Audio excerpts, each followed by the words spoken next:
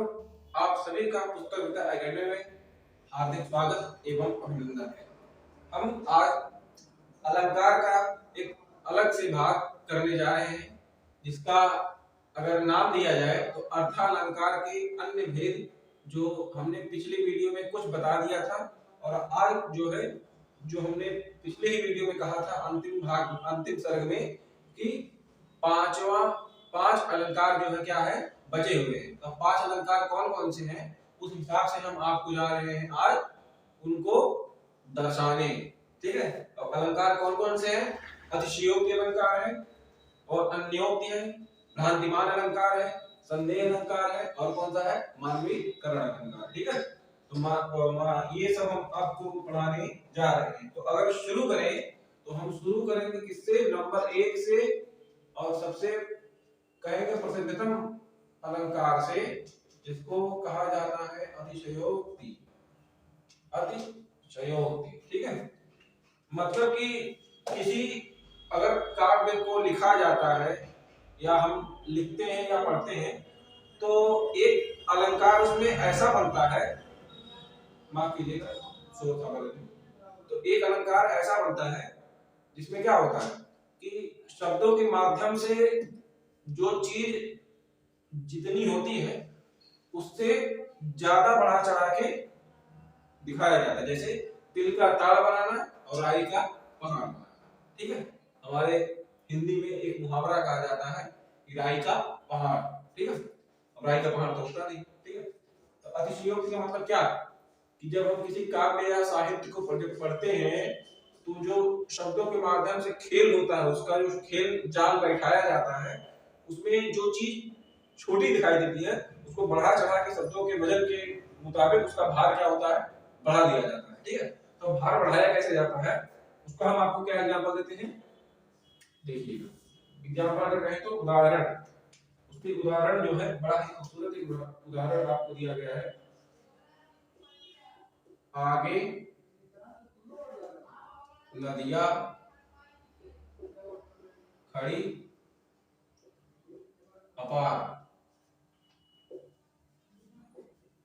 घोड़ा कैसे उतरे पार,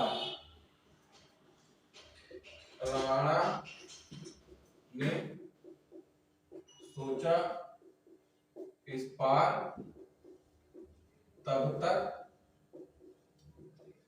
चेतक था उस पार। ठीक है, ये देखिए प्रसंग कब का है, जब हल्दी घाटी का युद्ध होता है, तो उसमें राणा प्रताप जब देखते हैं कि अकबर की सेना उन पर हावी पड़ रही है, तो चेतक क्या करता है, समझदारी दिखाते हुए, चेतक बहुत ही समझदार घोड़ा था। ठीक है, तो वो उनको लेकर क्या करता है, वहां से पलायन कर जाता है। ठीक है, भाग जाता है। भागना नहीं कहेंगे, उनकी रक्षा करता है। ठीक है, महाराणा प्रताप की। तो महाराणा प्रताप की रक्षा कैसे करता है? वो महाराणा प्रताप की रक्षा इस तरीके से करता है, वो जंगल की तरफ से भागता हुआ कहां पहुंच जाता है, एक नदिया, मतलब नाला जैसे कहेंगे, नाले जैसा पड़ा था, जो 7 से 8 फुट लगभग उसकी चौड़ाई थी, जिसको किसी आम घोड़े के द्वारा पार करना बहुत ही मुश्किल था। तो जो हमारे लेखक हैं इस रचना के, जो हल्दी घाटी युद्ध से ये लिया गया है, हल्दी घाटी की रचना की है बहुत बड़ी, श्याम नारायण दुबे के द्वारा ये लिखित है। तो उन्होंने क्या कहा है, आगे नदियां खड़ी अपार, घोड़ा कैसे उतरे पार। ठीक है, मतलब जो आगे नदियां खड़ी है बहुत बड़ी, अपार मतलब उसका कोई पार कर पाना मुश्किल है। ठीक है, घोड़ा कैसे उतरे पार, राणा ने सोचा इस पार, तब तक चेतक था उस पार। शब्दों के माध्यम से क्या किया गया है, बढ़ा चढ़ा के चेतक के बारे में क्या किया गया है, बताया गया है कि राणा ने सोचा नहीं कि तब तक चेतक क्या कर गया, नदी को कूद के पार कर गया। दरअसल ये बात सत्य भी है, इतिहासकारों ने ये लिखा भी है कि चेतक पार कर गया था वो नाला, लेकिन उसका जो है क्या, पैर जो है टूट चुका था। तो अंतिम प्राण जो उसने त्यागे थे, उस नाले के पार करने के बाद ही उसने क्या किए थे, अपने प्राण त्याग दिए थे। ठीक है, दो घोड़े थे, एक का नाम चेतक था और एक का दूसरा नाम था, और एक हाथी भी था। हाथी को अकबर ने बंदी बनाया था। ये बहुत बेहतरीन कहानियां हैं, इसको आपको पढ़ना चाहिए। ठीक है, ये जो है एक कविता ये है, और एक अंश इसका एक हमारे हिंदी साहित्य में और दिया जाता है कि हनुमान की पूंछ में लगन न पाई आग, हनुमान की पूंछ में लगन न पाई आग, लंका सगरी जल गई, गए निशाचर भाग। मतलब कि हनुमान जी की पूंछ में आग लग नहीं पाई और पूरी लंका जल गई। कितना बढ़ा चढ़ा के उसको शब्दों के माध्यम से क्या किया गया है, बताया गया है। ठीक है, तो ठीक है, ये दो उदाहरण किसके थे, अतिशयोक्ति अलंकार के। ठीक है, अतिशयोक्ति अलंकार के बारे में हमने क्या बताया, एकांत में क्या किया जाता है, शब्दों के माध्यम से जो प्रसंग होता है उसका वजन और बढ़ा दिया जाता है, मतलब क्या करता है, उसको भारी कर दिया जाता है। ठीक है, पुलिस राउंड अप में। तब एक अलंकार आता है अन्योक्ति। ठीक है, अन्योक्ति का मतलब जैसे कि किसी को कोई बात समझानी हो तो हम उसका उदाहरण देते हैं। जैसे कि हमारे वैसे YouTube पे बहुत प्रचलित है कि अगर बच्चे का रिजल्ट खराब आता है, कुछ होता है, तो सबसे पहला नाम आता है कि शर्मा जी का बेटा देखो बहुत ज्यादा नंबर लाया है।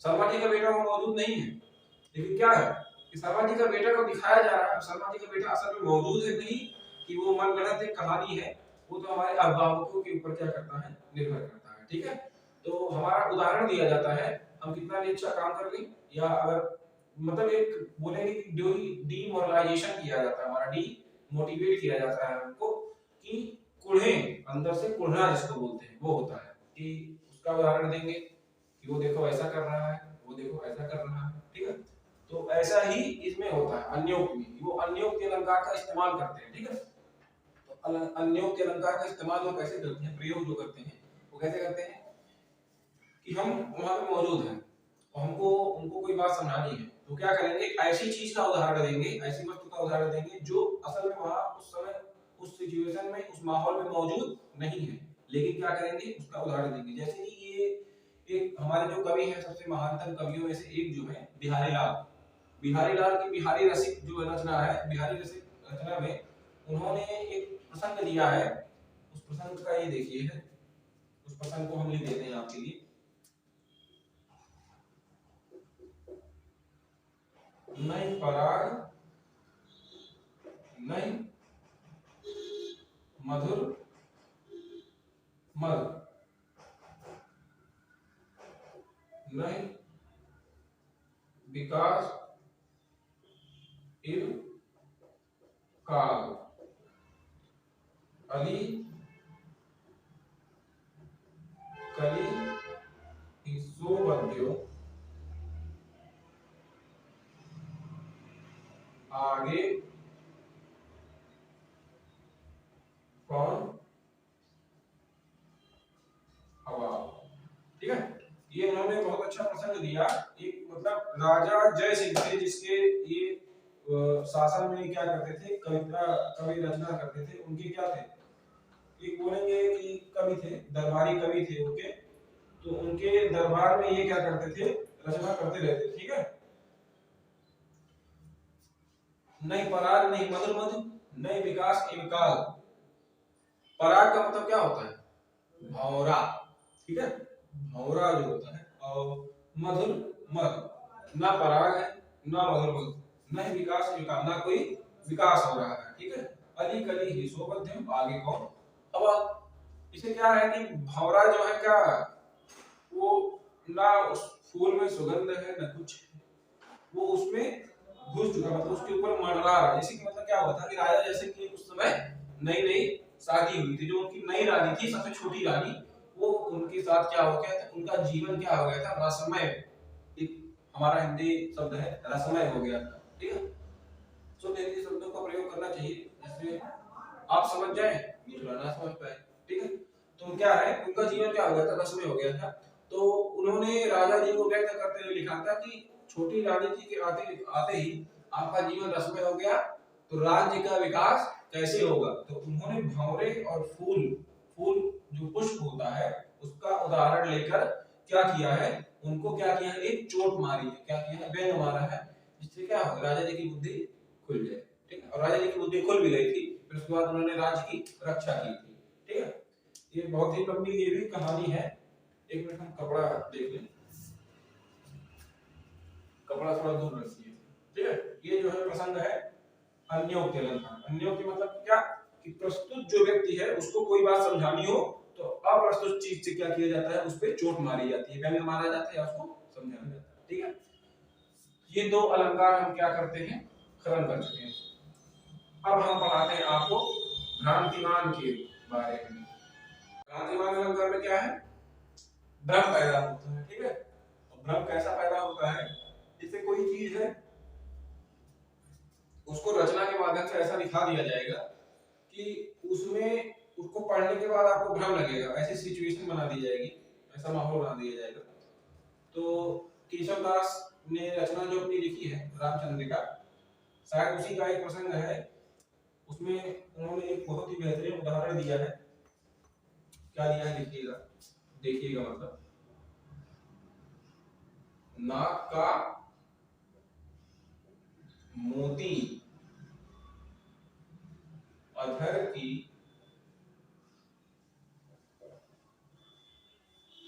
कांति से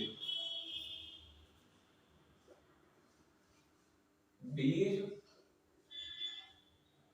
दाड़िम का समझकर भ्रांति से सोचकर सहसा हुआ सुख मौन है, सोचता अन्य सुख या कौन है। ठीक है, ये क्या है, उन्होंने उदाहरण, केशवदास ने अपने रामचंद्रिका जो रचना है, देखिए हमारे जो रामचरितमानस हो गया, रामायण हो गया, उसमें किसी ने भी जो लक्ष्मण की पत्नी थी उर्मिला, उन पर ध्यान नहीं दिया। और ये माना जाता है कि जब लक्ष्मण वनवास के लिए राम भगवान के साथ गए थे, भगवान श्री राम के साथ, तो लक्ष्मण जब गए तो लक्ष्मण 2 दिन तक जो है मतलब पहले शुरू के दिनों में क्या करते थे, वो रक्षा करते थे। तो उनपे एक बला है कि यह कौन वीर है, वीर खड़ा वनों में रात भर जाग कर, ठीक है, ये एक रचना है उनपे। तो उन्होंने क्या है कि 14 वर्षों तक उन्होंने सोया नहीं था, वो सोए नहीं थे, ठीक है, अपनी पत्नी से भी दूर थे और सोए नहीं थे। और यही कारण था कि वो किसका, मेघनाथ का वध कर पाए थे। मेघनाथ को वरदान था कि ऐसे आदमी के ही हाथों उनका वध हो जो 14 वर्षों तक सोया ना हो और अपनी पत्नी से भी दूर रहा हो। तो जब माया जो होती है, जो निद्रा की देवी है माया, जो माया, जब लक्ष्मण भगवान, मतलब वो भी भगवान का ही रूप थे, वासुकी जो नाग, वासुकी नहीं शेष नाग है, शेष नाग जो मतलब जिसपे विष्णु भगवान शैया पे लेटे हुए हैं, उनकी शैया बनाकर, तो वो क्या करते हैं, उनका ही अवतार है, ठीक है। तो जब वो सोते नहीं है वनवास में, तो वनवास में अपने भार्या, भार्या भाभी जो बोलते हैं, भाभी मतलब सीता माता, और अपने बड़े भाई अग्रज श्री राम की क्या करते हैं, रक्षा करते हैं। तो वो जब उनके पास निद्रा की देवी प्रकट होती है तो कहती है, प्रभु आप हमको धारण कीजिए, वरना क्या होगा, संसार जो है, मतलब संसार का जो नियम होता है कि रात में सबको सोना चाहिए, वो क्या हो जाएगा, टूट जाएगा। तो उसमें ही वो आग्रह करते हैं कि हे देवी, हम क्या कर रहे हैं, अपने भ्राता श्री और अपनी भाभी श्री की क्या कर रहे हैं, रक्षा कर रहे हैं, तो हम ये कदापि नहीं कर सकते। तो फिर वो मतलब करती है कि आप अपना ये जो योग तप है, तप जो तपो योग तपोबल होता है, उसकी मदद से किसी और में भी, किसी और से आग्रह करके आप उसको धारण करा दीजिए। आप जितना दिन, मतलब जितना दिन, जितना वर्ष, जितना माह तक जागेंगे, वो उतने वर्ष तक सोता रहेगा। तो उन्होंने आग्रह की, किससे, अपने पत्नी से। तो पत्नी से मतलब आग्रह नहीं किया, उन्होंने देवी से कहा कि आप हमारी पत्नी उर्मिला के पास जाइए और उनसे उन्हें ये बताइए कि आपके पति ने ये ऐसा आदेश दिया है या ऐसी क्या की प्रार्थना की है। तो जब वो गई तो क्या किया, उन्होंने जो है मतलब उसको सहर्ष स्वीकार कर लिया और 14 वर्षों तक उर्मिला क्या रही, सोती रही, और 14 वर्षों तक लक्ष्मण जी जागते रहे, ठीक है। तो उसी का एक जो है मतलब क्या बोलेंगे प्रसंग है, नाक का मोती अधर की कांति। अधर का मतलब होता है दिया, क्या होता है, दिया या दीपक। कांति मतलब होता है चमक, चमक। दारिम का मतलब क्या हो गया, अनार। फिर सोच सोच कर सुख मतलब तोता। उसका प्रसंग देखिए क्या है कि जब उर्मिला जी बैठकर जो है श्रृंगार कर रही थी अपने कक्ष में, तो उनके कक्ष में पिंजरे में एक तोता बंद था, तोता बंद था। तो अब जैसे उस जमाने में उतना प्रकाश की व्यवस्था थी नहीं, तो रात्रि का समय वो क्या था, तो रात्रि का समय था, तो उन्हें क्या कर रही थी, श्रृंगार कर रही थी।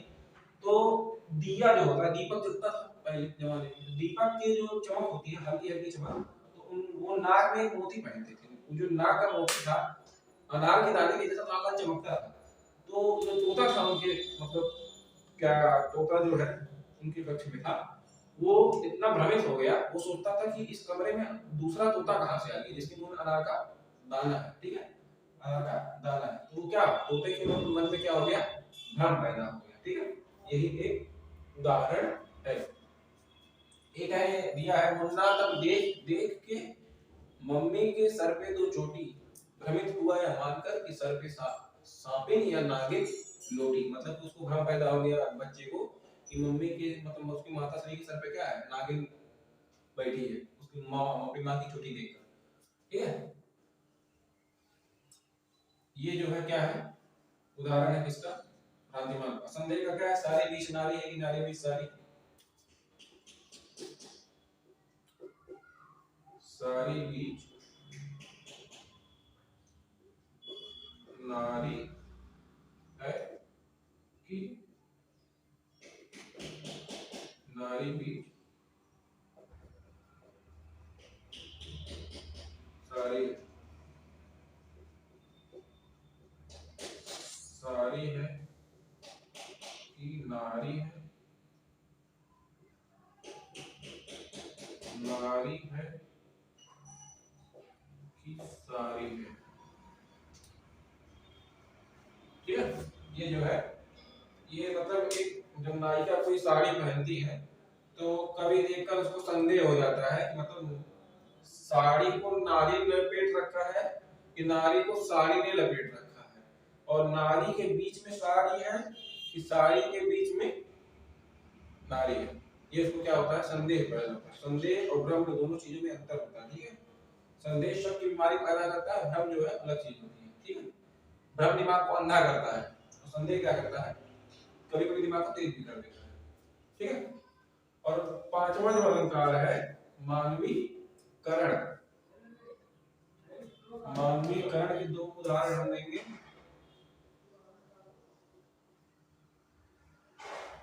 मानवीकरण का मतलब कि जैसे किसी निर्जीव चीज को, किसी प्राकृतिक चीज को मानवीय गुणों से क्या किया जाए, उसकी तुलना की जाए। जैसे सर्वेश्वर दयाल की एक कविता है, सर्वेश्वर दयाल सक्सेना की कविता है, कक्षा 9 सीबीएसई में पढ़ाई जाती है, ठीक है।